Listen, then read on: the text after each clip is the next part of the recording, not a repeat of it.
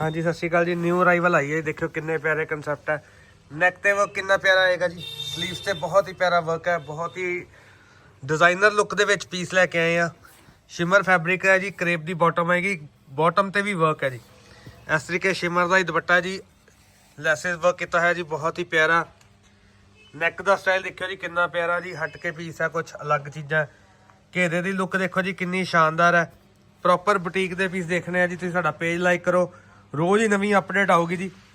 Pricing बिल्कुल special देवांगे जी। ਇਹਦਾ single colour ही आंदा जी, कॉमन कलर ही है, ये कलर ऑप्शन नहीं हैगी जी। बाकी तुसी कोई भी सूट रेडी कराना तो 25 दिन का टाइम लगेगा, जिहड़ा मर्जी तुसी कलर रेडी करा सकते हो। प्राइसिंग बहुत स्पैशल आएगी जी, 6500 की MRP है जी। ऑफर ਦੇ ਵਿੱਚ ਤੁਹਾਨੂੰ ਮਿਲੇਗਾ ਜੀ 5200 ਦੀ ਰੇਂਜ ਦੀ। ਇਸ ਤਰੀਕੇ ਦੇ ਬਹੁਤ ਹੀ ਸਪੈਸ਼ਲ ਲੁੱਕ ਦੇ ਵਿੱਚ ਪੀਸ ਆਏ ਹੋਏ ਜੀ। ਧੰਨਵਾਦ ਜੀ, ਵੀਡੀਓ ਨੂੰ ਲਾਈਕ ਸ਼ੇਅਰ ਕਰਿਓ। ਹੋਰ ਵੀ ਨਵੇਂ ਡਿਜ਼ਾਈਨ ਦੇਖਣ ਸਾਡਾ ਪੇਜ ਲਾਈਕ ਕਰੋ। ਧੰਨਵਾਦ ਜੀ।